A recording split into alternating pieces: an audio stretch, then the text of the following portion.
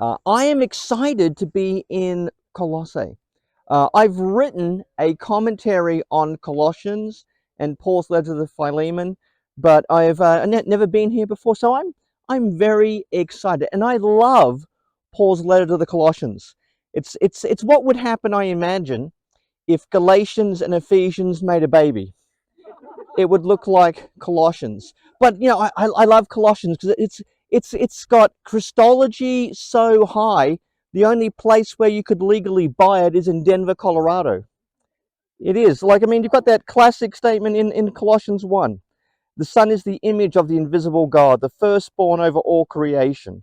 For in him all things were created, things in heaven and on earth, visible and invisible, whether thrones or powers or rulers or authorities, all things have been created through him and for him.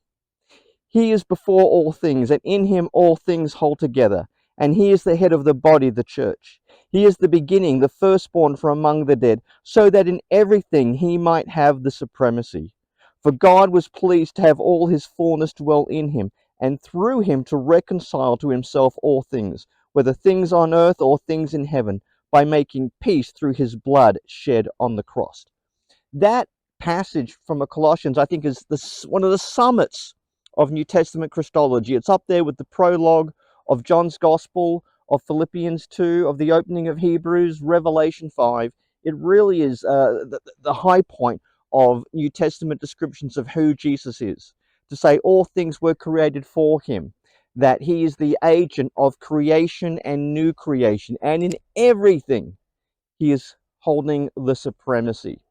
Now, we've already heard a little bit about Colossae. In the first century, it was kind of dwarfed by Hierapolis and Laodicea. So it was kind of like yesterday's man's city, as it were. And it was destroyed in around 60-62, rebuilt after that.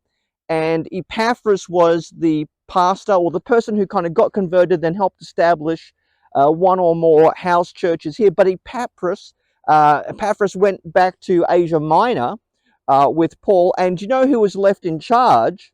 A guy called Archippus. So you get a mention of him at the end of Colossians, where the church is to encourage Archippus to fulfill his ministry. And Archippus was having to deal with two pressing problems.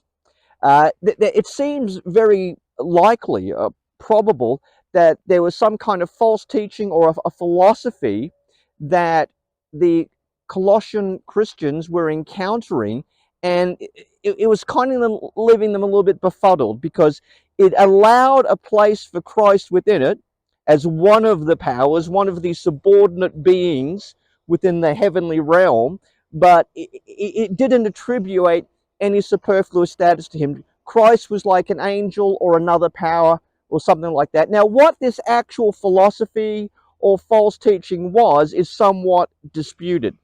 Morna Hooker and one of my own PhD students, Adam Copenhaver, they argue, well, there was no actual philosophy in Colossae. There was no false teaching or, group that the Colossian Christians were encountering. Paul is just making general exhortations of the type of religious beliefs that you might encounter in Asia Minor. Others say, well, no, maybe it was kind of like Gnosticism, or maybe it was an Epicurean philosophy. There's all sorts of speculations. I do think Paul is hearing about this philosophy in Colossae secondhand.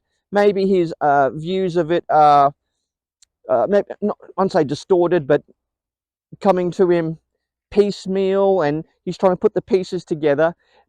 But it sounds to me like this sort of heresy or this philosophy he's encountering has a very Jewish ambience to it, because it talks about Sabbaths and new moons. And there's a very interesting phrase in Colossians 2 where he says, watch out about those who engage in the worship of angels. Now, this can be taken in one of two ways. There's a big debate about this. Is Paul saying, watch out for those people who offer worship, veneration to the angels? Or is it talking about people who claim, if you engage in real hardcore ascetic practices, if you deprive yourself of food, water, coffee, you'll have these great visions of worshipping with the angels. And we know from places like Qumran, there was a lot of interest in angelic liturgies, the Song of the Sabbath sacrifices.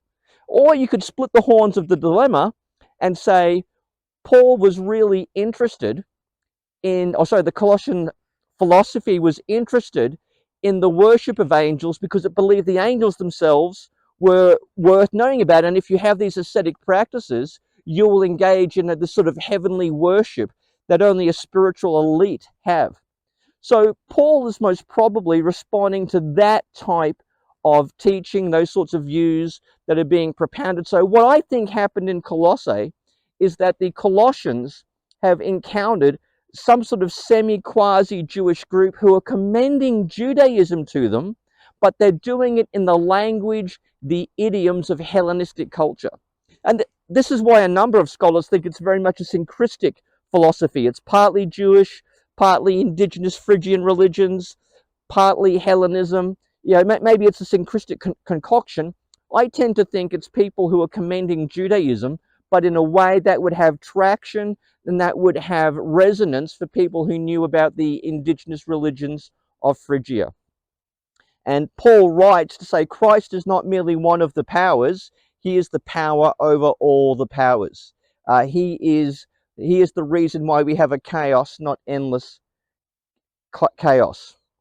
Now, the other problem that Archippus was dealing with, not just this sort of encounter with Jewish Hellenists commending Judaism in their way, he was also having to deal with the fact that Onesimus had fled from Philemon and Apphia and had caught up with Paul, I believe, in Ephesus, not Rome. That's another story. I'm very confident Colossians and the prison letters were written from Ephesus, not Rome.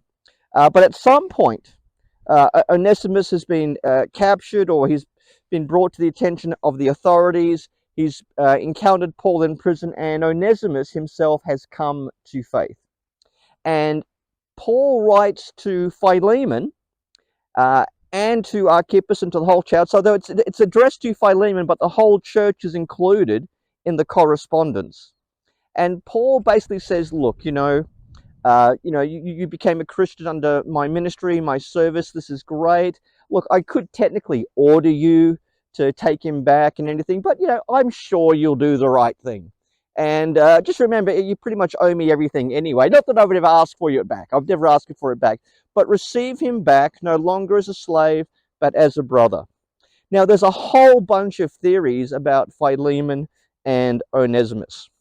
The most common theory is that he was a runaway slave.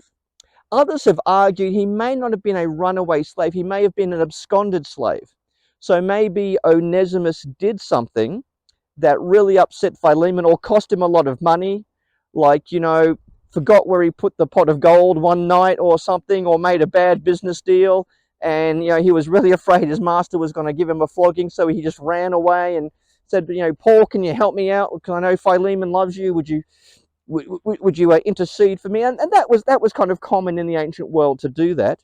There is another theory that says Philemon and Onesimus were not in fact a slave and master, but they were both brothers. And that's to say that the reference to being brothers is literal and the slave language is metaphorical. That theory, I don't like that, but there is an alternative to that theory that I think is a little bit more likely. Onesimus could have been a slave, but Philemon and Onesimus may have been born to the same father. So they could have been biological brothers, albeit Onesimus was born to a slave woman. That was not uncommon at all in the ancient world. So these are some of the scholarly theories that are put forward. So anyway, Paul writes to Philemon, telling him to accept him back. And you get the implication, or it's made implicit, that Paul would like Philemon to manumit, or perhaps loan, Philemon to Paul, not Philemon to Paul, Onesimus to Paul, to help him out in his own ministry. So there may be an implicit request for Onesimus to be set free, or at least seconded to Paul to help him and his co-workers out in their ministry. Now, there's a big debate about, Paul's slavery and ancient Christianity. And, we don't have time to go through all of that here. But I'll tell you what's very interesting is that in the late 2nd century, a pagan philosopher Celsus, he said he despised Christians because it was a religion of the stulti. Christianity was a religion for slaves, women, and children. Okay, it wasn't for the gladiators or the senators. It was the religion of the losers, the dregs of the society, the nobodies. And that's why he looked down on Christianity for those reasons.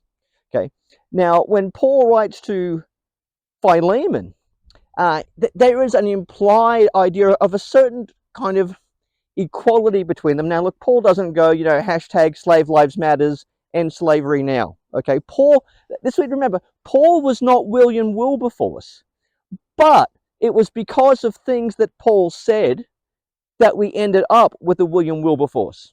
Okay, so Paul was saying things that I think when you push them to their logical conclusion, it would require recasting, if not abolishing, the slave and master relationship.